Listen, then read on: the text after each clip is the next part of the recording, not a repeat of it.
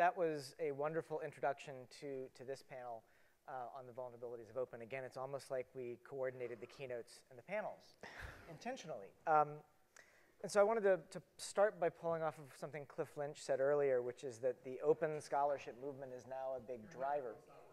My microphone's not? Okay, hello? Hello? Okay, if you can hear me, let me know. So Cliff talked about how the open scholarship and science movement have become a big driver of change in the United States from a policy perspective. And it strikes me that if we're now one of the central drivers, we have an obligation to act with intention in a way that the open movement hasn't always had to act. Because when you're an insurgent, right, you can paper over differences and you can ignore the negative externalities of what you're doing. But if you're actually successful at storming the gates, at a certain point you have to take responsibility, to use a technical term, for your bullshit, right? And I think that's what this panel's about, is trying to think about the vulnerabilities that come from open systems, because whatever the vulnerabilities of the past system, they weren't taken responsibility for. And if we're going to try to replace that, we have an obligation to do better. And so, you know, we've heard some talks about how data liquidity and openness can lead to more innovation. We also heard that it doesn't happen linearly. But we also know that liquidity and openness can be abused and exploited, whether that's through ignorance, right? Open systems bring in people who are naive to those systems when they were run by experts, or through, bluntly, sociopaths. And those could be individual sociopaths or companies that are funded in a way that makes them act sociopathic. And there's more of both of those than I think a lot of scientists like to acknowledge. And so threat modeling is one of the ways that we can really address that conversation. So you've got everyone's names. Everyone here has a phone or a computer and knows how to use Google. So we're not going to spend time on introductions. What I'm going to do is ask each panelist. I'm going to ask each panelist one question. And I would like them to take as long as they would like to answer that question. And then we're going to turn it out to you to ask them questions, because this is a pretty amazing audience. And I would like to hear the questions you would like to ask them, as long as they're on topic. I am going to be brutal about short questions, the one thing I'll say. So Heather, I'm going to start with you. Oh, good. Would you like me to start with someone else? No, it's fine. Okay. So you know, Heather works a lot with open educational resources in the research institutional complex. And I'd like to ask you about some of the risks of data liquidity in the research institution, especially in the way that educational platforms are sort of moving into universities and institutions of learning, and the risks and the threat surfaces that are coming from that. Yeah, well, we could talk all day about that, but I'll try not to do it and keep it short. It's a really great question, and one of the things that I wanted to kind of frame my response by saying is, you asked us to think about sort of the vulnerabilities of replacing the current system with a more open system. And what I've actually found is a slight twist on that we're actually in a position of having to deal with some of the successes of making a system open, and what those successes have sort of opened the door in terms of responses for some of the incumbents to do in response. And I'll try to be specific about this. On the research front, as we've gotten more successful in creating open journal channels or open platforms to communicate journal articles, we've seen the companies that had traditionally made their huge profit margins from gating that primary content initially fight us and say, you know, open is the wrong way to go. Now they're embracing open and they're promoting open. So the co-option of open has been really interesting. But the co-option of open comes with a redefinition of open in the commercial environment. So we've had to be really careful about thinking about what are the implications of, on the one hand, the companies who have provided access to textbooks and journals saying that they embrace the open distribution of that content. They embrace the somewhat open distribution of that content, not the full open distribution of that content. At the same time, that co-option, that use of language, and I was really happy to hear someone say that they were a linguist earlier on, because I think a lot of the issues that we're wrestling with have to do with this redefinition of language as sort of a base problem. But as we're sort of wrestling with the sort of end game in the content space, what's been happening in the background is the same companies who made their profits in gating content are now moving into the data space. And they're doing it in a way that's really quite fascinating. Rather than saying we're going to continue to provide primary content to educational institutions, they've been not so quietly and very aggressively sort of buying up the infrastructure and creating the infrastructure that universities and higher education institutions need, not only to communicate research results or to do research assessment, but also, as John just mentioned, learning platforms. Most electronic textbooks come with electronic homework modules, right, which is the electronic environment that now students need to do their homework on. And while we've been sort of paying attention to the content space and the fights that we've had over the last decade and a half to just get that content open, they've quietly established a beachhead with ownership of the infrastructure that we need to operate our universities, our higher education institutions, end to end. From enrollment systems to course selection systems, again, to learning management systems, homework modules, research assessment systems, research platforms. We're sort of staring down the barrel of the potential that all of the data generated by, passed through, and attendant on these systems could be now in the hands of commercial companies who are paying lip service to the fact that they support openness, redefined openness in one sphere, but really are looking for exclusive control of data across higher ed and the other sphere. And that's been a tremendous challenge for, I think, us as open advocates and as advocates of openness in especially the data space, to kind of look at and wrestle with how do we combat the notion that that this is the next sort of frontier for monetization and exploitation for the content companies, is now the data that is data about our research productivity. Or my son is about to turn 17 and is thinking, you know, what college do I want to go to? And I'm sitting and thinking, not a college that has a proprietary learning management system where your homework is going to be done online, and who's going to create the filter that I can judge colleges by this, please, quickly. It's a real issue, right, in terms of student data privacy, individual faculty member privacy, employees of the university privacy issues. And it's wrapped up in the same whole. And so we've been spending a lot of time at SPARC, at the organization that I run, looking for strategies for, communicating the fact that we're right on the precipice of this infrastructure and the data attendant on it being locked up.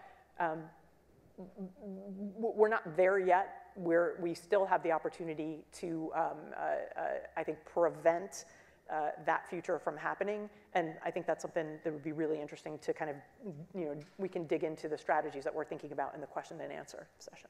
Great.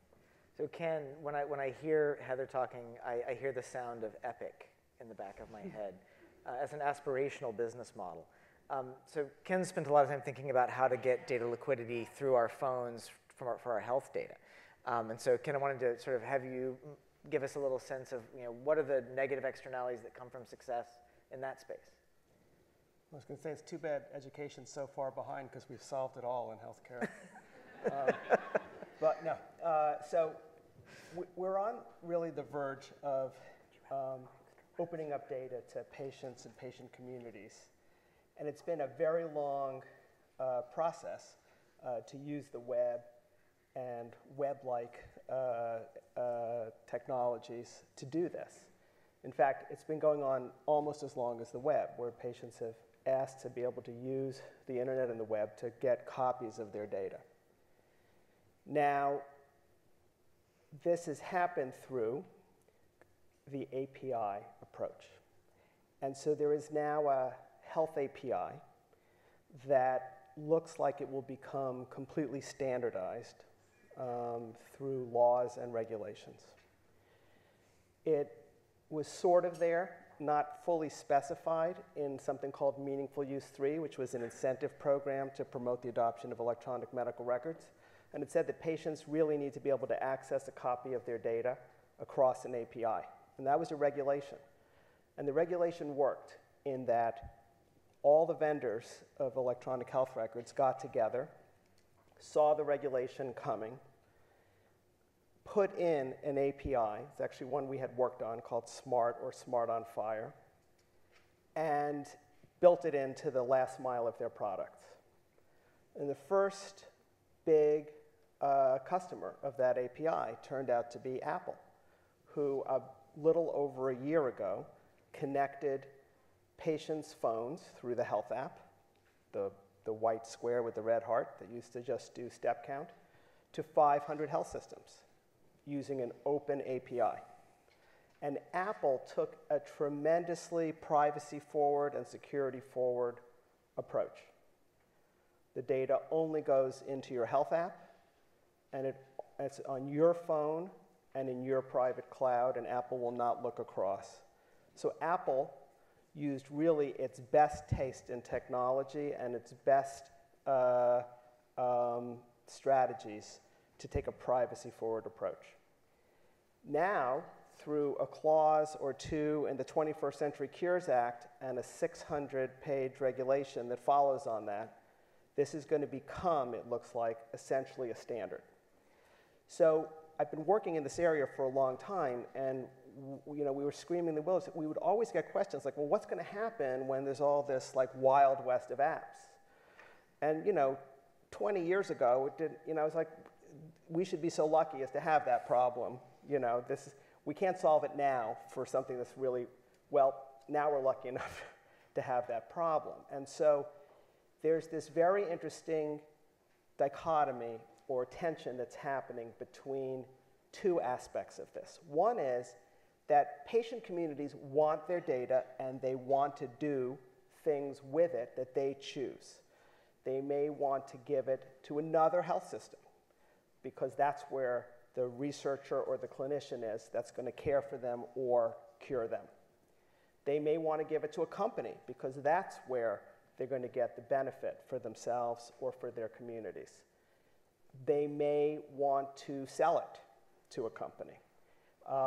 They may want to donate it. They may want to donate it in exchange for something else. There's many, many things that they could do. The current model for protecting health data is primarily HIPAA. But HIPAA assumes that the data is connected to a covered entity, an entity that bills Medicare, essentially.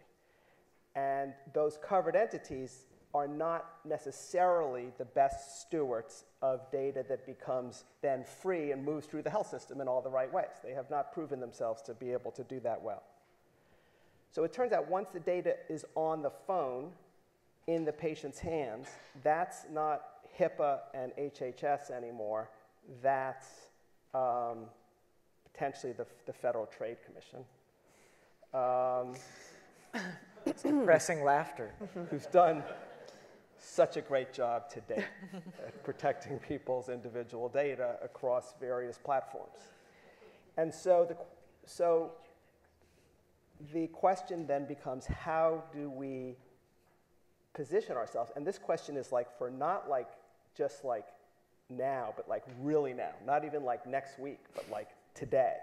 The question is, are we going to revert to a paternalism where we say, this is what's safe for you, and these are the apps that you're allowed to use, and these are the things you're allowed to do?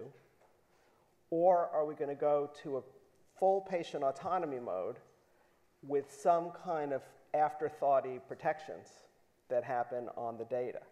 And this is literally the decisions that are being made and they're being talked about at congressional levels, at the regulatory levels, and it really would be a good time to start to think deeply about this tension. So I'm going to go to Jasmine because I think we've seen this before. Right? This is not a new, the contours of this problem are the contours of the problem that we live with in consumer tech. And so the sort of surveillance that we've heard about that scientists want and that many of us as patients want to be surveilled, right? What can your work on surveillance in broader consumer and community context teach us here? Yeah, okay. So there's easy question. Yeah. So there's quite a lot to think about in this whole realm, technology. The theme of trust has come up quite a lot in this conversation today. But I guess the question I would pose to everybody here, everybody in the audience, everybody watching on the stream is, why should people trust you? Like, why? Really, why? Why should people trust you? And you mentioned it, but many communities, particularly marginalized communities, and I really enjoyed Carolina Botero's presentation before this, why should they trust you? We've seen this movie, and it doesn't end well for us, ever, right? So what's the history of using open data or using people's data or using people as data, particularly within the United States? And particularly in the healthcare context or the health in general context, it hasn't been great. Particularly we think about marginalized communities. I'm thinking women, I'm thinking people with cognitive disabilities, other kinds of disabilities. I'm thinking about Black folks. I'm thinking about Native Americans and other marginalized communities. We haven't had a very good track record in this country with respect to health, with respect to all kinds of things, if we're being perfectly honest. But with respect to health and healthcare research and data, I think also the problem is when we talk about data, and particularly when we talk about personal data, this may not apply when we're talking about data related to animals or fish, right? But we're talking about people. When we talk about data as something different from humans, we have a problem. So I'm glad the linguists are in the room. I'm a mass comm person, but language matters. Like how we talk about things constructs reality. So we talk about data, it's not the same as humans, but humans are affected when data is misused. And so that's a problem. And so if we construct a reality where we separate the data from the humans, then, oh, we're just using this data and it's okay. No, you're using human-related stuff. And when human-related stuff gets messed with, humans are affected, or humans can be affected. That's important, right? So our construction of reality, none of this happens, health data, criminal justice data, none of this happens within a vacuum. All of it relates to our history, the context, the organization's history, and the community's history. So people are not just gonna say, like, I'm gonna trust you. I see this platform, I see this opportunity, I see this campaign. I'm gonna trust it because they have, well, they say they wanna cure cancer. They say they wanna cure diabetes. They say they wanna cure whatever it is, and we want that. But, they've tried to cure other things before, and it's been really, bad for us. So none of this is happening in a vacuum. Everybody has history, everybody has context. And that context helps people interpret what's going to happen or what they think is going to happen. So when we think about should people trust?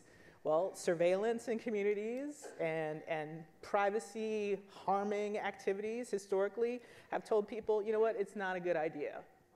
Or if I do participate, I'm going to participate on my own terms that may not be exactly how you want me to participate. So all of this stuff matters when we're thinking about these conversations we're having. So I didn't actually know exactly what Jasmine was going to say, but it's a perfect segue into Jen, which is talking about data that's about people. Right? DNA is about as closely related to a human as you're going to get from a data perspective. And for a variety of reasons, we treat it as exceptional, right, compared to other kinds of data. But so I'd like you to sort of take what we've been talking about and take it out into genome space and what happens when genomes are liquid and everywhere and part of both direct-to-consumer but also business-to-business deals. What does that look like? Yeah, so being a lawyer, I'm actually going to try to keep this short and sweet so that we can get to more questions. But what I kept thinking about when you Could you be my lawyer? Let's talk. Did I go on too long? I'm sorry. No. No, she had a great answer, so I would have let you talk, sorry. But as I was sitting here today thinking about, this panel and what I might talk about in the context of genetics, every single talk had an aspect to it that certainly fit what I would hope to say. I mean, in thinking about the vulnerabilities that I see, I'm thinking about government constraint. It's not about what you might do with my research data to help cure cancer or some other disease that may or may not be a disease that I might ever have. It's about all of the access that can happen, all of the uses that can happen after that. So in the context of business, direct to consumers, I'm thinking about the third-party doctrine. I'm thinking about how. Can you explain what that is? Yeah, I'm getting there. Gotcha. Thanks, John. Just making sure. I know what you mean. Yeah. So earlier today there was the example about Apple, fighting for the backdoor or fighting against the backdoor that the government might have to data that are trapped on a phone, whether it's location data or anything else. And there's this doctrine that's called the third-party doctrine that basically says you do not have a reasonable expectation of privacy in any information that you've shared with a third party. So think about all the bazillions of data that are on your phone or any other wearable or smart device. Your genetics may or may not be linked to that. But it's basically saying that you don't have a reasonable expectation of privacy, which limits the Fourth Amendment considerations for your right to privacy as it relates to the government's ability to get access to that. So I'm thinking about what could be done under the guise of public-private partnerships, right? So when everyone was laughing about the FTC and what it's doing, but really, in reality, what is the government going to do? How are they going to hold entities accountable for what we might think are wrongdoings when they are fundamentally involved with governmental activities, right? Whether that's Google or Microsoft or Epic or what have you. So I'm worried about privacy from the standpoint of what the government can do with those data if they get their hands on it. So we currently have rules in place that constrain how the government, specifically law enforcement, can gain access to your data. But once data are available in the public sphere, they can purchase those data, they can use those data, there's not really much to stop them. And so those are the questions that I have, which really go to the heart of democracy and minority groups' rights to protect themselves from majority rule, which in many instances is not a good thing and not in everyone's interests, and often is anti-scientific or pseudoscientific at best. So. Cool. That's nice. Jen scares me when I talk to them. Everyone on this panel scares me when I talk to them, which is why I'm so glad to have them. So let's open it up. I would hope that there are some questions here. I'm going to start with Christine here. Do we have runners? Okay.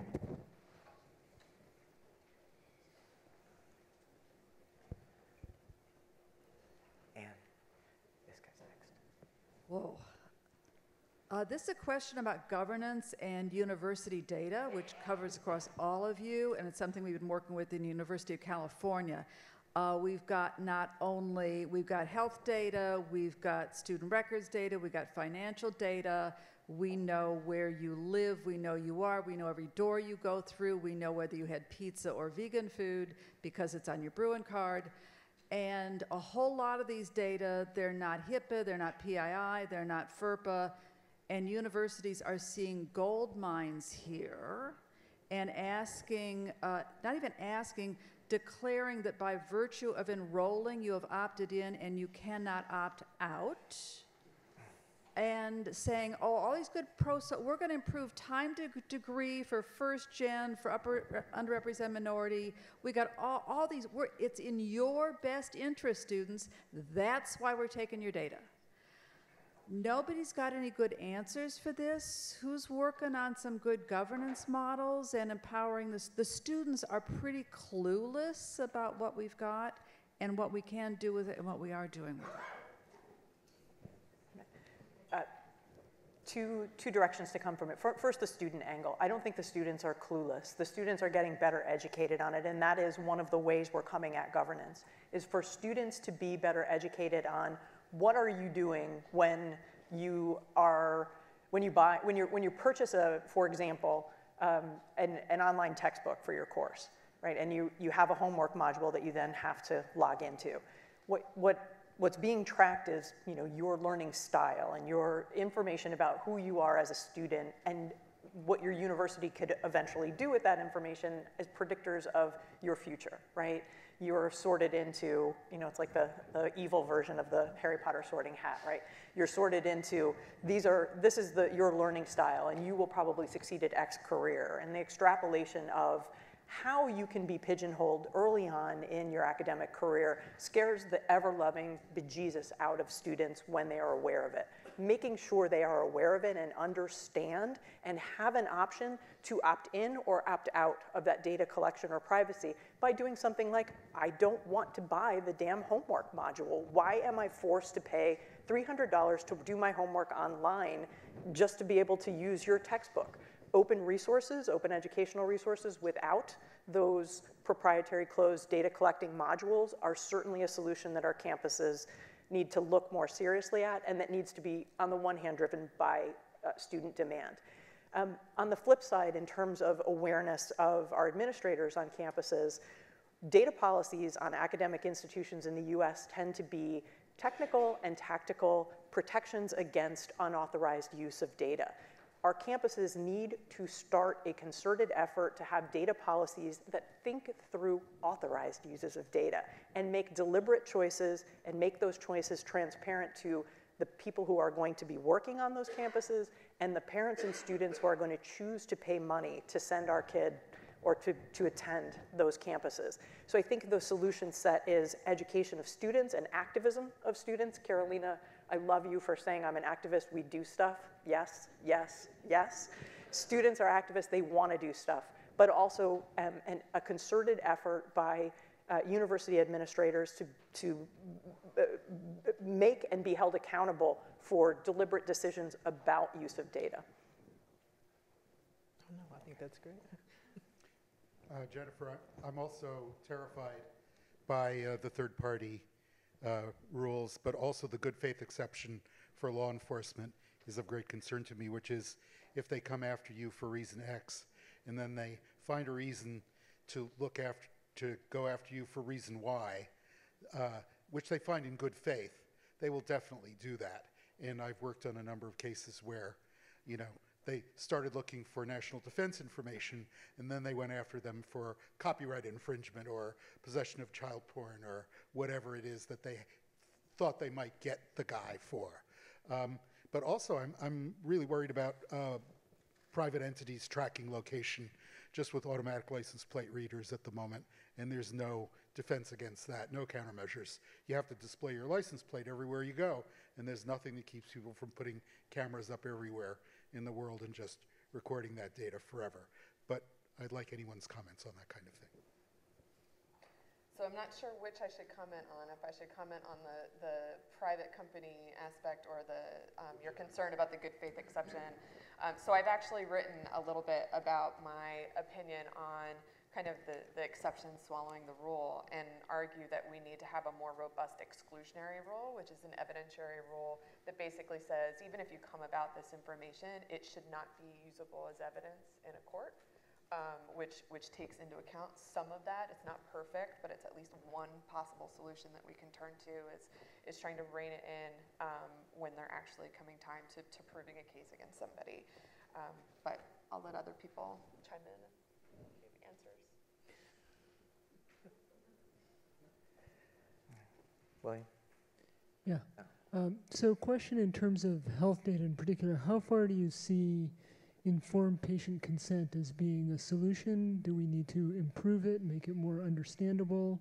Are there constraints that we want to put on what people are allowed to consent to? How does that fit into the equation? It's an extremely important question. So, I'm going to make what's probably a false distinction, but let's just say for a moment that we believe that in the educational system we can continue to provide a good product that has hundreds or thousands of years of history without a sort of student behavior, data-driven model underpinning it. In contrast, in healthcare, I think there's probably a lot of people in this room who believe we cannot provide a good product in healthcare without aggregated data that informs us as to what's working and what doesn't, what's associated with which genetics and other biological aspects of ourselves. And so I lean towards a model where there is more of a compact that clearly involves informing individuals, but at some point you have to ask whether you really want to be in a health system cared for that doesn't use your data to improve its product, and doesn't use data to personalize treatments for you, avoiding the ones that would be, for example, toxic for you. And so I think the conversation there should move to what are the reasonable expectations for a patient entering the health system in terms of how their data will be used to improve the health system writ large and their own care. And then there's this secondary set of issues, which is common across this whole conversation, about what happens then when the health systems decide also to share those data for a whole bunch of other functions that may indirectly relate to that or not, depending on whether it was primarily financially motivated or whether it was in this sort of mode of learning health system and discovery. So I think those questions are really at the cutting edge, and the way the regulations have tended to come down is in a more old-fashioned informed consent model when we're trying to sort of learn from those data, and the question is, can we scale that model, or do we need to change the model? I think it's really interesting to think about the idea of a compact and apply it to the campus environment, because that's not, it's a bit of a more nuanced approach than we've been thinking about, which is sort of a more black or white and opt-in and opt-out. But the decisions about what campus you want to go to, it requires the educational institution, again, to make deliberate decisions about its own data use and be transparent, but there can be a spectrum of decisions, certainly from a strategic or operational perspective from the institution, and then kind of let the consumer decide where to go. But I'd like that compact kind of way to think about it. So I think when we think about consent, we think about consent like wants, and consent is situational, it's contextual, I'm really concerned about my health right now. I don't feel well, so yes, take blood, but I didn't necessarily give you consent to later on make millions of dollars based on my genetic code, using the products of that for treating other people, right? So I think you get consent once, but that doesn't mean consent just overlays everything, and consent needs to be, I think, rethought. When we think about how patients and other people want their products or whatever to be used, because this one-time consent thing does not take into account all of a patient's needs, all of their understandings. Even if we get what we call informed consent, that means absolutely nothing with respect to every way that that information could possibly be used. So I think like a rethinking of what we mean by consent, and a really reconceptualization of how we communicate what it is we're asking of patients and people in general, not patients, but in an overall context of collecting information. We really need to think about the ways in which we're communicating what it is that we want from people. Yeah, that's great. Anyone else? Jen, do you want to say anything? No, I mean, I'll just add on to that in saying that I agree with everything that was said. And also, I think sometimes when we're thinking about these risks of, the falsehood of anonymization or de-identified data, I argued a couple of times several years ago that we need to humanize the process. We need to humanize the samples, humanize the data, so that, when we're working with them, regardless of what context, we do attach the person to that and think about, the effects that that could be having on someone else's life. So I think, echoing the comments that consent is a process, not a one-time document that you sign, is important in thinking through, the limitations of click wrap and the like. I mean, I think the GDPR's approach of everyone's clicking on the yes, get me to the site that I want to be, how meaningful is that consent, right, to those cookies? Lawyers don't read the fine print of things either. We also just click. So, I think that it doesn't really provide, it's true, it doesn't really provide, much, meaningful protections because I think it's just going to, the dispute will happen on the back end. How, what is the protection that you get from that process? And I'll take a little bit of moderator's privilege and just say that I think Jasmine's comment about trust in the organization and where it came from, right? Because you're not just consenting to a thing, you're consenting to a place that holds your stuff. Yep. And if you can't trust that place, then the fact that you were well informed and signed a document doesn't mean very much. And that's trust that takes an enormously long time to build and can be lost in a moment. We're going to go back to you, William, sorry. Go ahead. Shannon. Hey, Shannon. So I'm actually going to go. I'm actually going to go back a bit to you were talking about at the university level and educating the students about their privacy. I'm curious as to whether or not any of you know of anything being done in that space for at the elementary and secondary level for the teachers and the parents. And I use myself as an experience of my son got signed up and added to a bucket in all of these bucketings for this experimental thing on math without my knowing about it. Turned out to be a very upsetting experience for him. And it wasn't until later on that I figured out that it was considered low risk, therefore they didn't have to get consent of the parents. And then when I talked to the teachers didn't even have any idea about informed consent or privacy or the fact that because my kid was getting bucketed, that would follow him throughout his education. And I'm just curious if anyone's doing that at those lower levels. Thanks. I don't know of any efforts that are organized to sort of combat that at this moment, but it's so interesting. John and I had this conversation this morning because your son's with you and you were talking about him having a tablet with him.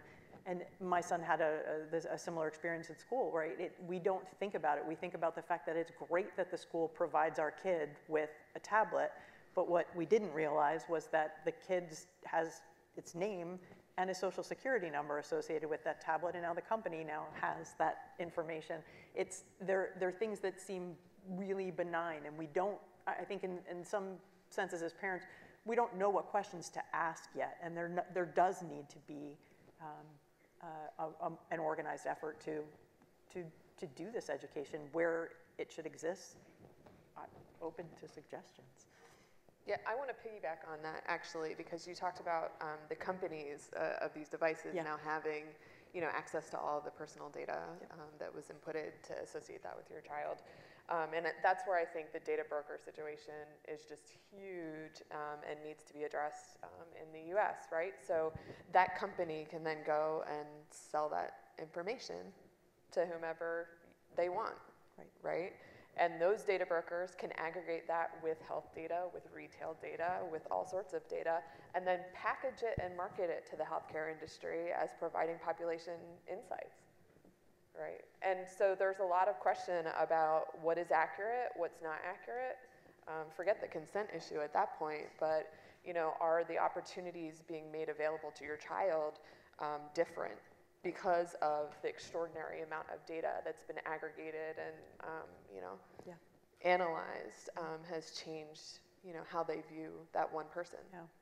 I would add that it's not just the corporate, it's the government, right? So many of these schools are public schools. So that's used by government and government agencies, and you don't know which all government agencies will have access to that data. Will it stick with the Department of Education? Will law enforcement be able to access it? Will whoever else be able to access it? These are questions you don't know, and you're starting with kindergartners now being able to have files or portfolios accessible to all manner of government agency. So yeah. And not to get really scary for a second, but a lot of the I thought we were there already. a lot of the interagency requirements in terms of data sharing are handled by MOUs, Memoranda of Understanding. And when you have the person in the highest office saying MOUs don't mean anything, it makes you question how much they're adhering to those, firewalls that are supposed to be there with different data being collected for different purposes. Well, this gets into the concept of some of the real vulnerabilities of open is the degree that they depend on willingness to abide by norms or sort of lightly enforceable contracts. And when you have people who are willing to flout norms and violate lightly enforceable contracts, whether that's a startup that wants to scale or individuals in government, it's really hard for these open systems to fight back because the immune system is weak. Okay. On the positive side, can I just put one tiny piece of anecdotal or observed data into this? The thing that makes me feel like there is still hope, however, is that my kid won't use, I'm sorry, but he won't use Google search engine. He will use DuckDuckGo. I keep calling it DuckDuckGoose. He gets mad. I'm like, I don't know what it is. But he'll also say to me, why do you have an iPhone? He understands open on a molecular level because he's been exposed to, granted he lives in a household where he gets fed open at breakfast, lunch, and dinner, but he also is hearing it in different environments, and he's living it with tech because he likes to build things and he wants the right to open up the computer and futz around if it's not working. So I think that there's opportunities at the student level, even potentially more than at the parental level. There are generational opportunities, and we have to be smart about figuring out how not to screw it up for them. Okay, William. Hey, so I'm William Gunn. I'm from Elsevier, which makes me, or my company,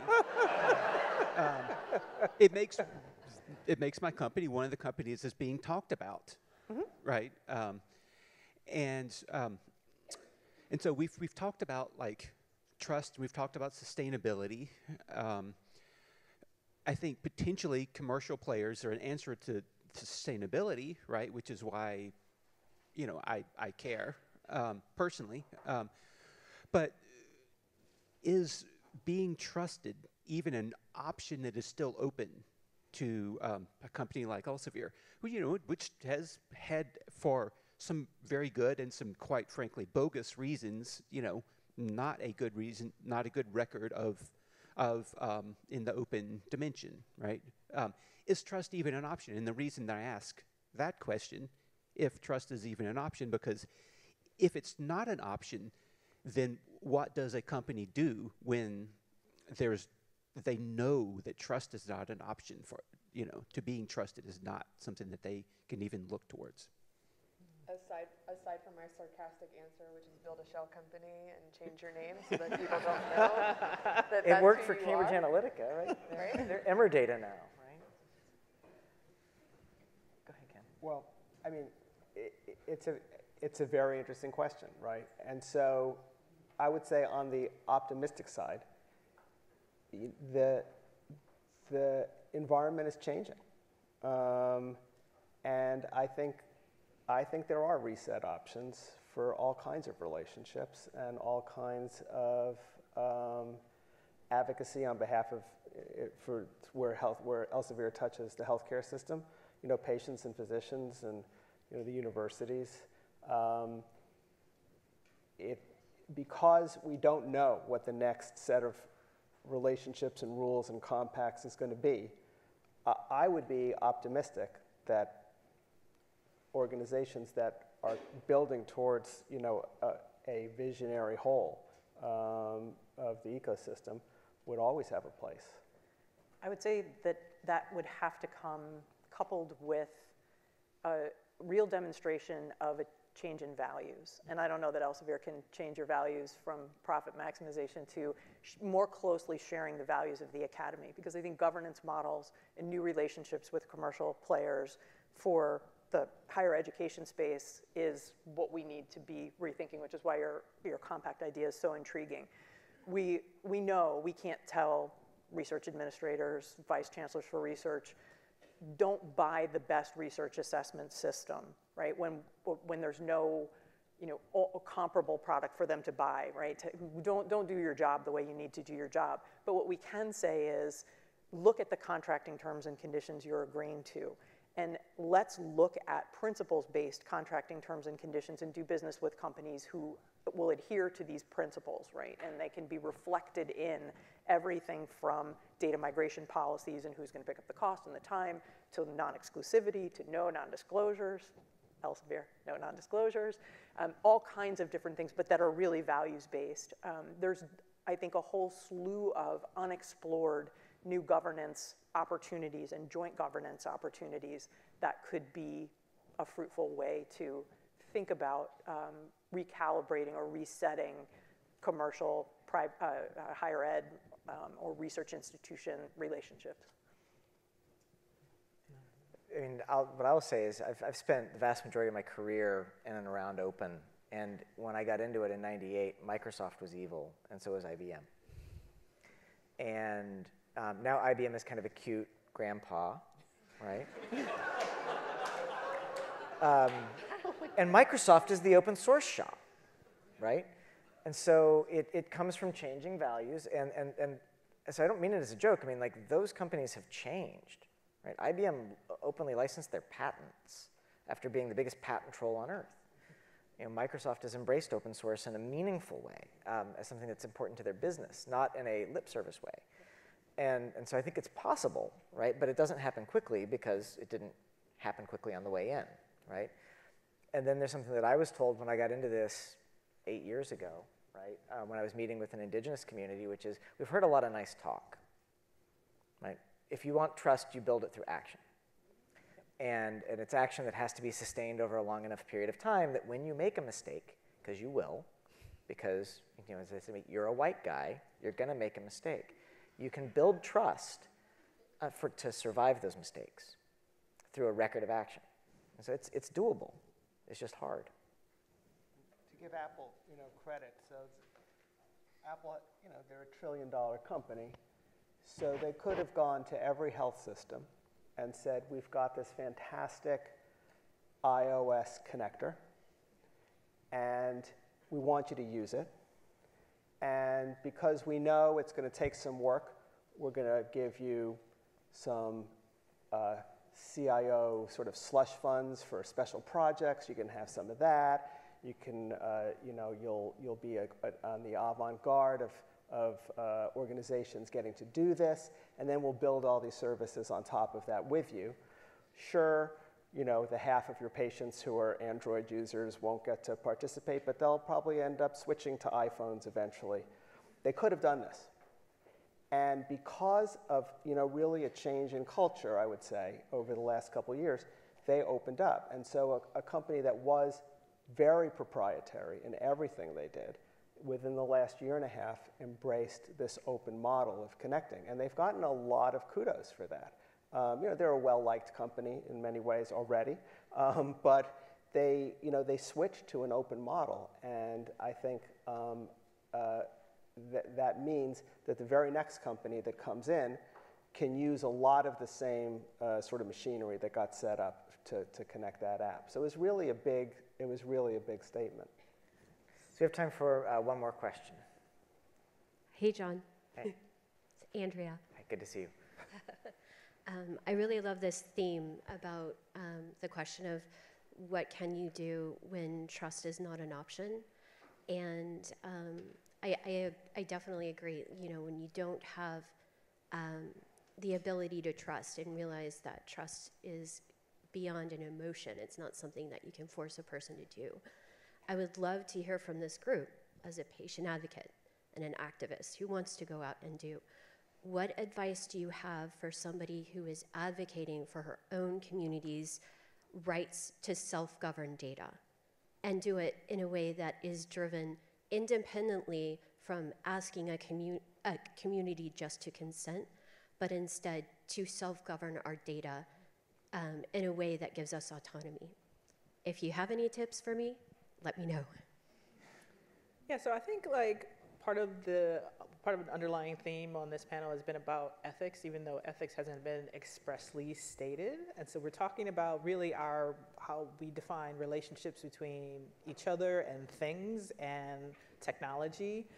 So I think what would be really important is to understand what it is that we mean by governance and who is being governed and what things are being governed, and then how we want other people from outside that community or that sphere to be able to relate to the thing being governed. So I think when I look about even this room, right, we think about frameworks for ethics, frameworks for getting people to trust, but I think about who's not in the room also. And perhaps the idea of the room is not the best idea because rooms are constraints, right? So only so many people can fit in the room or at the table. We like to use that. So really defining, maybe blowing up our ideas about who gets to decide needs to be what happens. We blow it up. Like, we don't say that these people are already in the room, we want to be in the room. No, we go outside and say, this is where this is going to happen, and we start establishing the framework by ourselves. And then we say, if you want to relate to us, if you want us to trust you, then you're going to have to come to us on our own terms. You want our data, then you come talk to us at our place, under our rules, under our terms. And no, we don't feel like this contract, this consent form really reflects what it is that we want. And so if you want to represent us in your data, then you need to make these changes.